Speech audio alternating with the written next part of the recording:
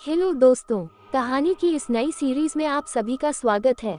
आज की इस कहानी का नाम है कर्ण पिशाचिनी। यह एक डरावनी कहानी है।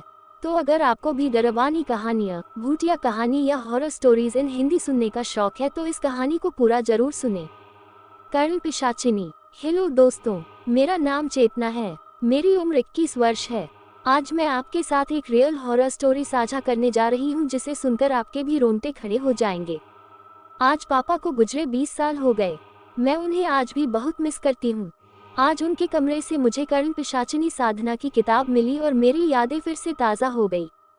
कर्ण पिशाचिनी, यह एक ऐसी खतरनाक मंत्र साधना है जिससे साधक अपने मंत्रों से एक पिशाचिनी को खुश करता है और वह पिशाचिनी अपने साधक को किसी भी सवाल का जवाब उसके कान में देकर उसे खुश करती है।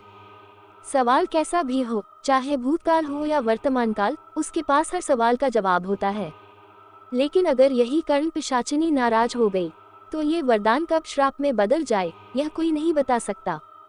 ये बहुत साल पहले की बात है। तब हम बहुत गरीब थे। हमारी जमीन साहूकार ने धोखे से हड़प ली थी। खाने पीने के भी लाले लगे थे। हम लोग पूरी तरह से कंगाल हो गए थे। तभी मेरे पापा को उनके दोस्त ने कर्ण पिशाचिनी साधना के बारे में बताया। तो मेरे पापा को यह आखिरी रास्ता नजर आया। उन्होंने 41 दिन की कड़ी साधना की और इसके चलते उन्होंने एक कर्ण पिशाचिनी को खुश कर लिया। पापा अब शहर आ गए थे। जो भी कुछ पैसा बचा था उन्होंने वह शेयर मार्केट में लगाया। उनकी कर्ण पिशाचिनी कौन से शेयर के भाव बढ़ने वाले हैं या गिरने वाले हैं यह उनके कान में बता देती थी।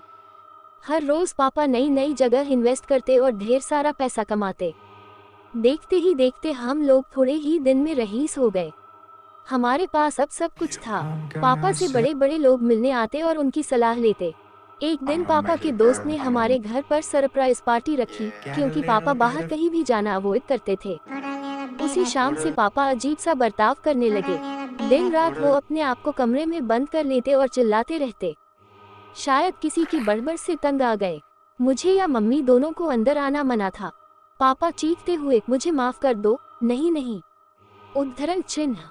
पापा पूरा दिन शराब के नशे में धुत अपने कान में रुई डालते और अपना सर कसके बांध लेते। किसी भी डॉक्टर को उनकी इस बीमारी का पता नहीं चल रहा था। एक दिन तंग आकर मेरी मम्मी ने एक तांत्रिक को बुलाया। उसने कहा कि पापा की कर्ण पिशाचिनी उनसे नाराज हो गई है। शायद पापा ने ऐसा कुछ किया था जिससे वो नाराज हो गई थी। तांत्रिक ने कहा कर्ण पिशाचिनी को हर रोज शराब और मांसाहारी खाना देना पड़ता है। वो अपने साधक को किसी दूसरी औरत के साथ बर्दाश्त नहीं कर सकती, और तो और अपनी पत्नी, बेटी, माँ या बहन के साथ भी नहीं। पापा रोज शराब पीकर चिल्लाते रहते। उन्होंने शेयर मार्केट में ट्रेडिंग करना भी बंद किया था। पापा ने खाना पीना छोड़ दिया था।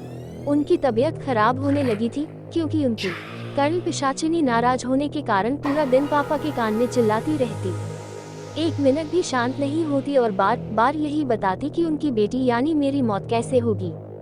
ये सुन के मेरे पापा और चीखते चिल्लाते ताकि कुछ सुनाई न दे, इसीलिए उन्होंने खुद को एक कमरे में बंद कर लिया।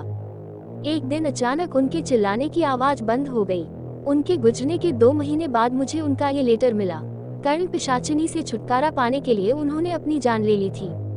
ये घर, प्रॉपर्टी सब पापा के कारण ही था। हमारी स्थिति सुधारने के लिए पापा ने अपना बलिदान दिया था। आज भी मुझे लगता है कि मेरे पापा यही कहीं हैं, मेरे साथ। अगर उनकी कर्ण पिशाचिनी अभी भी उनके साथ हुई तो ये हॉरर स्टोरी आपको कैसी लगी नीचे कमेंट में हमें जरूर बताएं। ऐसी और भी डरावनी कहानियां सुनने के लिए हमें सब्सक्राइब करें।